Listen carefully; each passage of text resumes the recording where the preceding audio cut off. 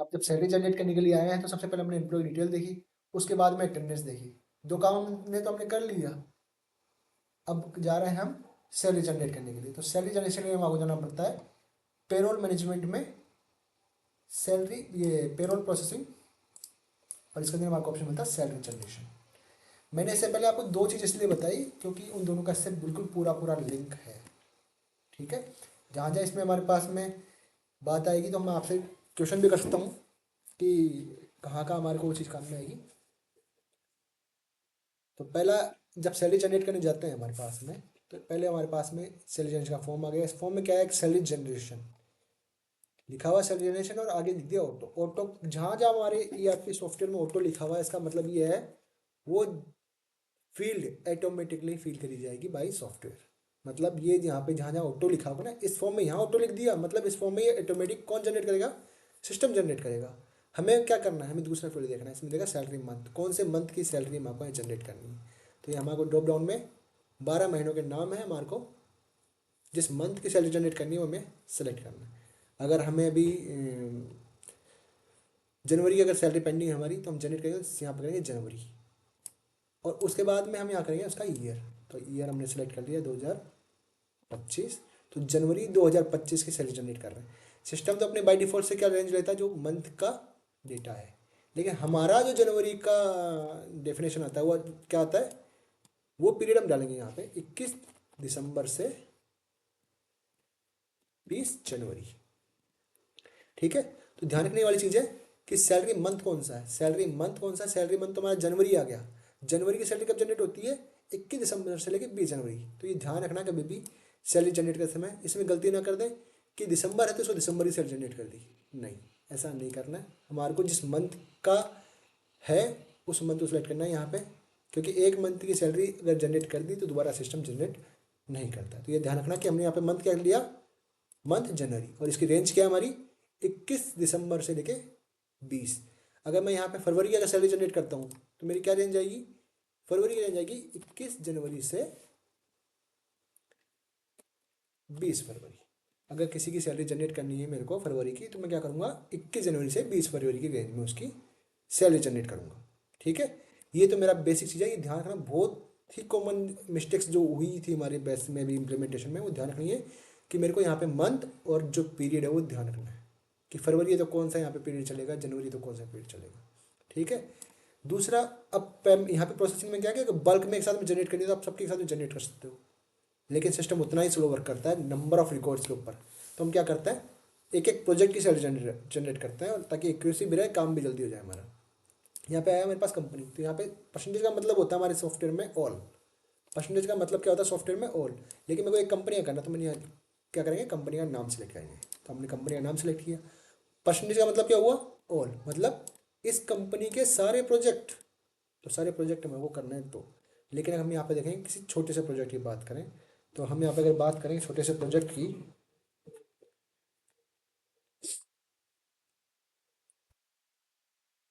छोटे से प्रोजेक्ट की बात करेंगे यहाँ पे, तो मैं यूएडीडी का कोई भी प्रोजेक्ट ले रहा हूँ। यूएडीडी हमारे छोटे छोटे प्रोजेक्ट हैं, तो यूएडीडी के हमारे प्रोजेक्ट्स आ गए सारे यहाँ पे। क्या वो मेरी आवाज़ नहीं आ रही क्या, ये माइक किसका ऑन हो रहा है सर,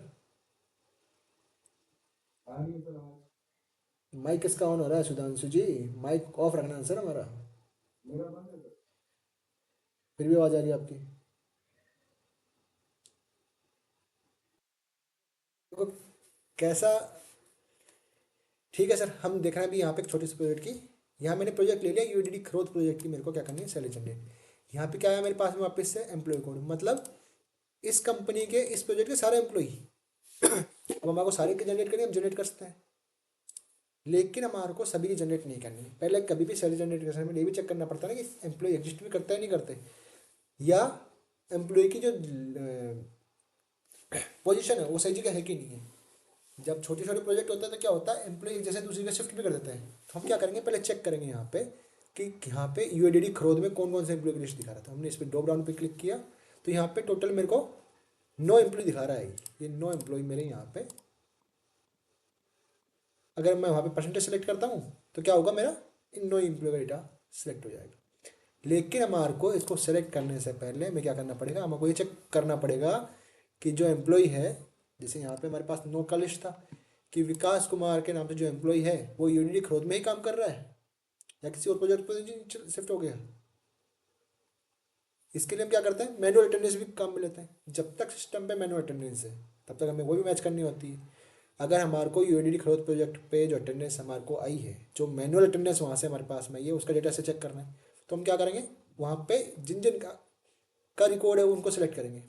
हम मानते हैं कि यूडीडी खरोद प्रोजेक्ट में से केवल वहाँ से 7 लोगों की अटेंडेंस आई है, लेकिन एज पर ईआरपी तो यहाँ पे मेरे को 9 दिखा रहा है। तो हम क्या करेंगे, यहाँ पे केवल उन 7 को सिलेक्ट करेंगे।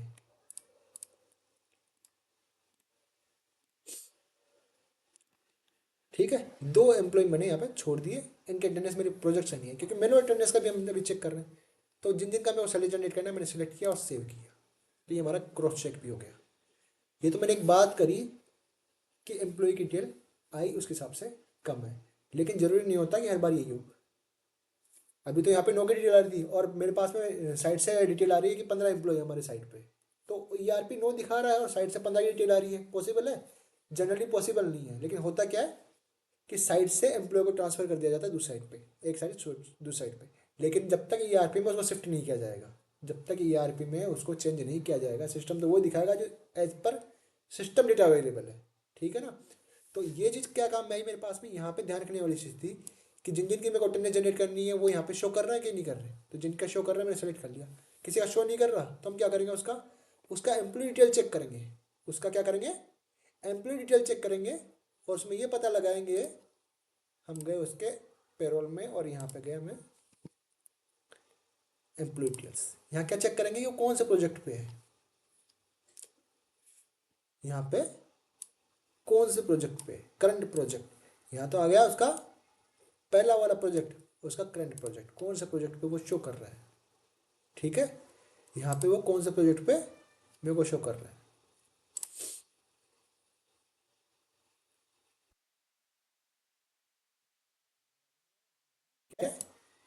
राजेंद्र, ये तो ज्वाइनिंग के टाइम पे हमारा आ गया, फिक्स हो गया एक बार, लेकिन करंट प्रोजेक्ट हमारा चेंज होता रहता है हर बार। ठीक है, तो ये मेरे को अगर इस प्रोजेक्ट पे वो एम्प्लॉय नहीं है तो इस लिस्ट में भी नहीं आएगा, क्योंकि मैंने यहाँ फिल्टर क्या लगाया है, यूडीडी खरोद प्रोजेक्ट। अगर मुझे पता नहीं है कि कौन से प्रोजेक्ट पे कौन सा एम्प्लॉय है, तो हम क्या करेंगे, हमारे को अगर छत्तीसगढ़ की सैलरी जनरेट करनी है, हमें छत्तीसगढ़ स्टेट की सैलरी जनरेट करनी है और हमें ये पता नहीं कि कौन से प्रोजेक्ट पे कौन सा एम्प्लॉय जा रहा है, तो हम क्या करते हैं, यहाँ पे हम यूएडीडी प्रोजेक्ट के सारे प्रोजेक्ट सेलेक्ट कर लेते हैं। यहाँ पे आमदी में सेलेक्ट कर लिया। ठीक है, सारे प्रोजेक्ट हम यहाँ पे सेलेक्ट कर लेते हैं कि जिस जिस एम्प्लॉय की मेरे को डिटेल जनरेट करनी है उस उसकी मैं जनरेट करूँगा यहाँ पे केवल।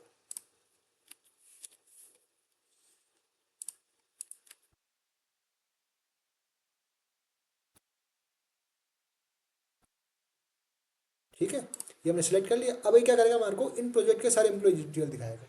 मतलब अगर कोई एम्प्लॉय है जो यूडीडी से यूडीडी में ट्रांसफर हो रहा है, हमें पता नहीं चल पा रहा कि किसी को 2 दिन के लिए भेज देता, किसी को 4 दिन के लिए भेज देता, मगर अटेंडेंस आई हमारे पास में, तो आई 10 लोगों की, हमारे सिस्टम में दिखा रहा 8 लोग ही है। तो उस केस में हम क्या करते हैं, यहाँ पे मल्टीपल प्रोजेक्ट भी सेलेक्ट कर लेते हैं और फिर यहाँ से ड्रॉप डाउन से जिस जिस एम्प्लॉय का कोड है उसको ले लेंगे।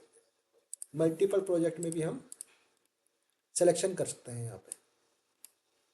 ठीक है, ये चीज़ ध्यान रखना कि ये हमारे बहुत ही काम का जो चीज़ आई कि मल्टीपल प्रोजेक्ट पे अगर एम्प्लॉयज़ हैं तो हम यहाँ से सिलेक्ट करेंगे। अगर कोई एम्प्लॉय का ट्रांसफ़र हो गया तो हम उसको चेंज करेंगे। अब ट्रांसफ़र के लिए क्या होता है, ट्रांसफ़र के लिए हमारे पास में यहाँ पेरोल मैनेजमेंट में ही एम्प्लॉय ट्रांसफ़र का ऑप्शन भी आता है, तो वो फॉर्म भी हम सीखेंगे बाद में। लेकिन हम आपको क्या अभी सैलरी जनरेट में सीख रहे हैं, तो क्या सीख रहे हैं कि यहाँ पे अटेंडेंस जनरेट करनी है तो हमारे को पहले एम्प्लॉय कोड भी सिलेक्ट करना जरूरी है। यही काम है मैंने तो स्पेशली जो मेरे को करना है। ठीक है, उसके बाद में मेरे पास यहाँ था सैलरी जनरेशन डेट, सैलरी कौन सी डेट पे जनरेट करनी है। मतलब ये जो सैलरी जनरेशन की डेट जो पूछ रहा है वो पूछ रहा है फाइनेंस के हिसाब से, फाइनेंस में उसकी एंट्री कब जानी है। तो यहाँ पे जब डेट पीरियड डाली है मैंने कि 21/1 से 20/5, तो मैं यहाँ क्या डालता हूँ 20/5/25। क्या इस डेट को मैं कम भी कर सकता हूँ, एक बार चेक कर लेते हैं कि इस डेट को मैं इससे पहले भेजता हूँ। मैं आज जनरेट कर रहा हूँ ना, मैं 8/2 डालता हूँ इसमें, देखिए। और मैंने आज जनरेट करी सैलरी कि इस डेट से लेकर इस डेट तक सैलरी जनरेट करनी है मैंने, बेसिक डेट मैंने फिल कर ली और कुछ नहीं है, मैंने यहाँ पे किया सेव। जैसे सेव बन जाता है मुझे क्या दिखता जा रहा है, salary generation date should be greater than equal to end date, मतलब हमारे को इस डेट के ही डेट पर या इस डेट के बाद, मतलब 20 तारीख की सैलरी 20 तारीख को ही जनरेट होगी या उसके बाद में जनरेट होगी। तो ये चीज़ हमें ध्यान रखनी है। 20/2/25 हम डालेंगे यहाँ पे, या 21 तारीख, 20 तारीख या 21 तारीख, जो भी हमारे HR डिसाइड करते हैं कि हमारे को सैलरी कौन सी डेट पे जनरेट करनी है। और सही क्या होता है हमेशा, सही यही होता है कि हमारे को डेटा कंसिस्टेंसी, जो अकाउंटेंसी का नियम होता है ना, कंसिस्टेंसी, एक ही डेट पे सैलरी जनरेट होनी चाहिए। या तो हर महीने की 20 तारीख को सैलरी जनरेट करो, या हर महीने की 21 तारीख को सैलरी जनरेट करो, ठीक है ना। ये हमारे को फिक्स रखनी है, हमारे को एक डेट रखनी है। मैंने यहाँ पे सेलेक्ट किया और यहाँ पे मेरे पास में सेव का ऑप्शन आ गया। मैं इसको जैसे सेव करूँगा तो ये क्या करेगा, मेरा एक रिकॉर्ड सेव कर लेगा। क्या करेगा ये, मेरा एक रिकॉर्ड सेव कर लेगा, ठीक है। इतना समझ में आ गया, इतना समझ में आ गया तो लिख दो चेक पे एक बार। इतना समझ में आ गया तो चेक पे लिख दो आप एक बार।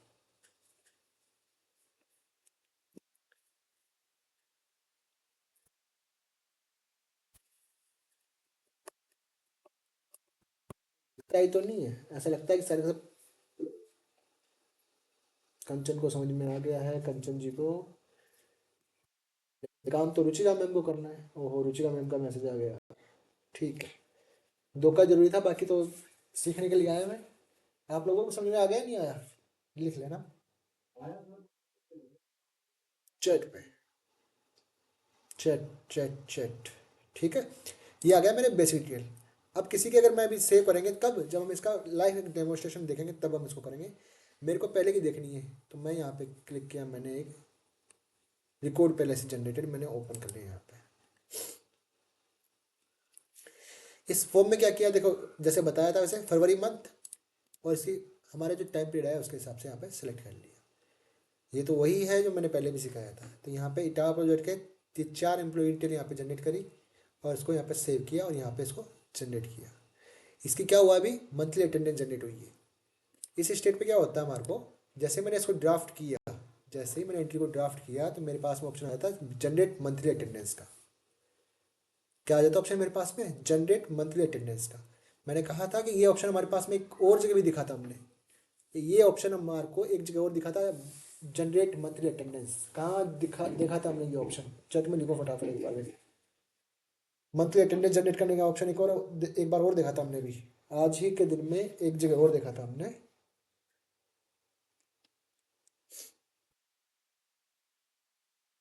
चैट पे लिख दो ना फटाफट एक बार कि कहाँ देखा था हमने ये फॉर्म।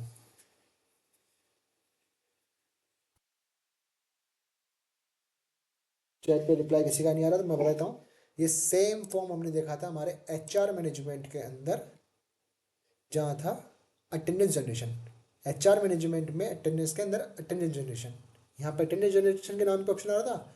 और यहाँ पे हमने जो सैलरी जनरेट करने गए तो हमको पहले क्या ऑप्शन दिया इसने, जनरेट मंथली अटेंडेंस, ठीक है। ये किस काम में आएगा, जब अलग अलग डिपार्टमेंटल काम कर रहे हो। HR डिपार्टमेंट अलग काम कर रहा है, पेरोल प्रोसेसिंग अलग डिपार्टमेंट काम कर रहा है। तो ये हमारे पास में दोनों जगह भी काम कर सकते हैं कि HR डिपार्टमेंट उसका क्या कर दे, मंथली अटेंडेंस जनरेट कर दे।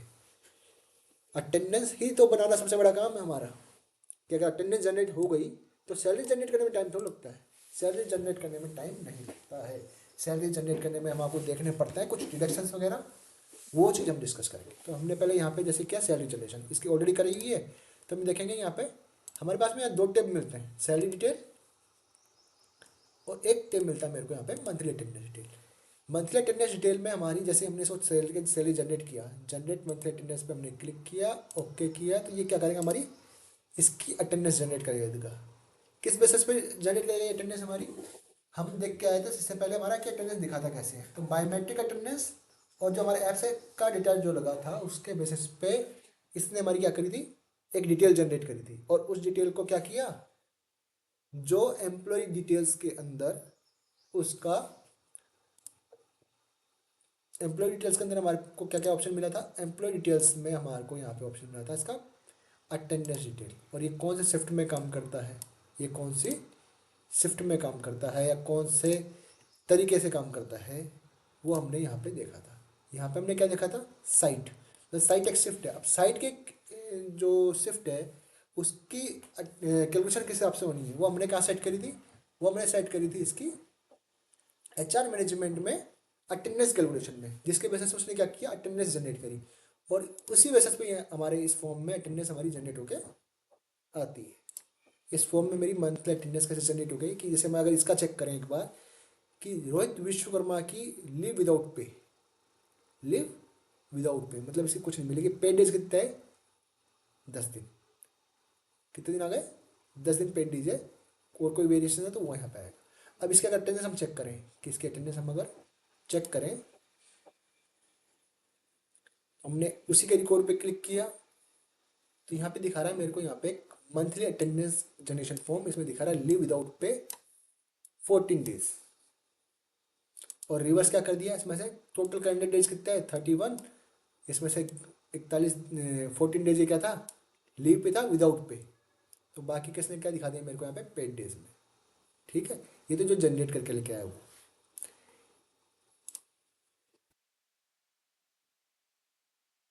इसी चीज़ के अंदर अगर हम किसी का देखेंगे, अगर मैं इसका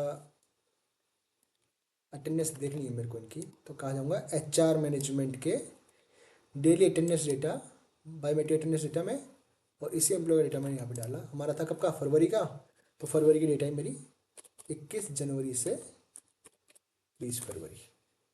ये मेरा इसका अटेंडेंस का रिकॉर्ड।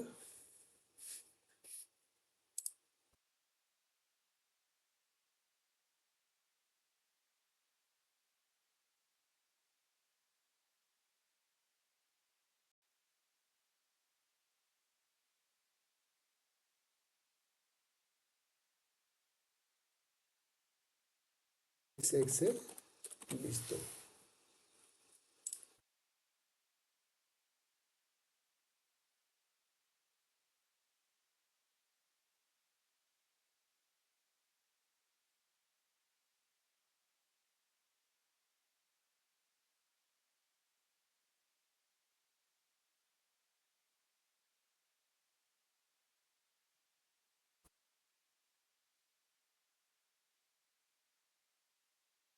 इससे यहाँ कोई दिक्कत आ रही है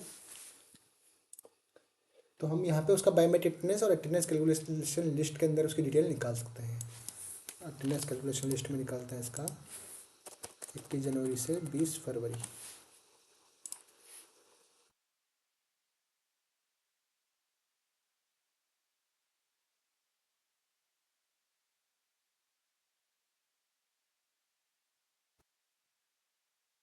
अगर इसमें कोई करेक्शन करना है हमारे को, जो अटेंडेंस हमने अभी सिस्टम से जनरेट करी, ये कहाँ से जनरेट हुई है, ये हमारे को जनरेट हुई है एज पर जो डेटा हमारे बायोमेट्रिक अटेंडेंस और मोबाइल ऐप के जरिए बायोमेट्रिक अटेंडेंस में हमारे यहाँ पे जनरेट हुआ है। ठीक है, इसमें कोई चेंजेस करना तो हमारे पास दो ऑप्शन आ गए। एक तो मैं इसी रिकॉर्ड पे क्लिक किया तो मेरे पास में ऑप्शन आ गया यहाँ पे मंथली अटेंडेंस में लीव विदाउट पे को चेंज करके अप्रूव करने का। लेकिन इसके लिए क्या होना चाहिए, पहले मैनेजमेंट से अप्रूवल होनी चाहिए कि जो हम अटेंडेंस चेंज कर रहे हैं या जो मैनुअल अटेंडेंस रजिस्टर के आधार पे हम जो चेंज कर रहे हैं वो मैनेजमेंट से पहले अप्रूव होनी चाहिए। ठीक है, तो यहाँ से उसको अप्रूव करेंगे तभी ये मंथली डिटेल चेंज होगी। क्योंकि ये डिटेल कहाँ है, हमारी अटेंडेंस कभी चेंज नहीं होगी इससे। इससे हमारी जो मैनुअल अटेंडेंस बायोमेट्रिक अटेंडेंस थी वो कभी चेंज नहीं होगी। केवल केवल सैलरी जनरेट करने के लिए जो हमारे को यहाँ पे डिटेल चेंज करनी है वो अपडेट होगी कि मेरे को यहाँ पे इसकी 3 दिन की छुट्टियाँ काट करके बाकी का पेमेंट करना है, तो 3 दिन की मैं छुट्टियाँ लिखूँगा तो ये मेरा बाकी का जनरेट कर देगा। ठीक है, 3 दिन की छुट्टियाँ काट के बाकी का मेरा यहाँ पे जनरेट करेगा और ये अप्रूव करेंगे। उसके अलावा यहाँ से तो हमने एक बार जनरेट कर दिया और सेम डेटा मेरा जो जो मैंने यहाँ जनरेट किया है इसके अटेंडेंस में कोई मेरे को अपडेट करना है as per manual record, as per manual record with permission of management. तो हम क्या करेंगे, एक एक तो हम यहाँ से कर देंगे, नहीं तो मंथली अटेंडेंस रिकॉर्ड जो हमारे पास में आता है पेरोल मैनेजमेंट में मंथली अटेंडेंस रिकॉर्ड, ये ऑप्शन किस लिए हमारे पास में, ये ऑप्शन केवल तभी यूज होगा जब हमारे को मैनुअल अटेंडेंस का प्रोसेसिंग करनी है।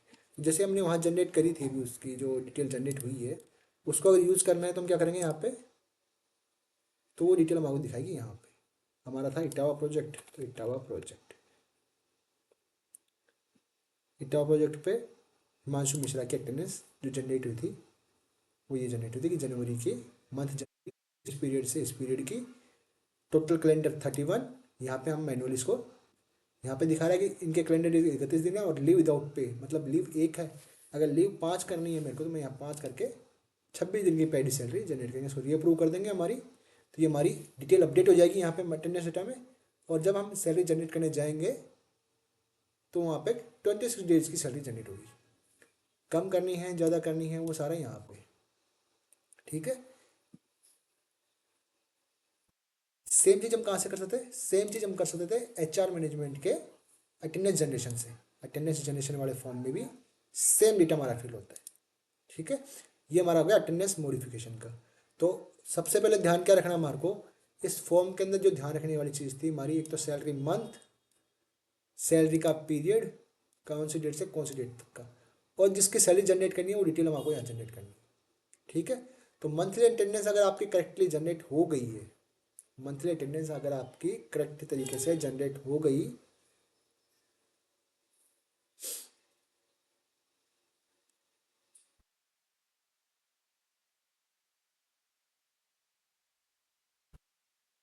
आपकी सैलरी करेक्ट तरीके से जनरेट हो गई कि इनको इतने इतने दिन की सैलरी देनी है, उसके बाद में क्या करना है हमारे को यहाँ पे, अगला प्रोसेसिंग आ गया सैलरी जनरेशन। ठीक है, तो सैलरी जनरेशन के प्रोसेस पे हम क्लिक करेंगे, और जैसे ही सैलरी जनरेशन पे हम क्लिक करेंगे तो क्या करेगा, इसकी सैलरी जनरेट होगा। इसके लिए हम क्या करेंगे, अभी 5 मिनट बाद में जब हम लंच पे जाएंगे और उसके बाद में दोबारा आएंगे तो एक प्रोजेक्ट की हम सैलरी जनरेट करेंगे पूरी। लेकिन मेन इस फॉर्म में क्या ध्यान रखना था हमारे को, इस फॉर्म में ध्यान ये रखना था कि एम्प्लॉय की डिटेल यहाँ पे कंप्लीट आ रही है कि नहीं आ रही। ठीक है, अगर एक प्रोजेक्ट पे कोई डिटेल नहीं आ रही तो हमको क्या चेक करना है, उसका एम्प्लॉय का मास्टर चेक करना है कि वो कौन से प्रोजेक्ट पे शो कर रहा है। उसकी अटेंडेंस कम ज़्यादा आ रही है तो हम उसके अटेंडेंस जो रिकॉर्ड हमारे पास में बायोमेट्रिक अटेंडेंस में जो उसके रिकॉर्ड आ रहे हैं वो चेक करना है कि उसकी अटेंडेंस कब लगाई थी, कितनी बजे इन हुआ, कितनी बजे आउट हुआ। और उसके हिसाब से जो हमारा मास्टर सेटअप है, अटेंडेंस कैलकुलेशन मास्टर जो सेटअप है, उसके हिसाब से वो सही से कैलकुलेशन कर रहा है कि नहीं कर रहा है। ये 3 चीज़ें हमारे को चेक करनी है अटेंडेंस जनरेट करने से पहले। अटेंडेंस हमने यहाँ पे जनरेट कर दी इसकी, और फिर पूरा चेक कर लिया। ठीक है, ये क्लियर है हमारे यहाँ पे। सैलरी जनरेट करने के लिए सबसे पहले अटेंडेंस का क्लियर होना जरूरी है। तो ये था हमारा अटेंडेंस का जनरेशन।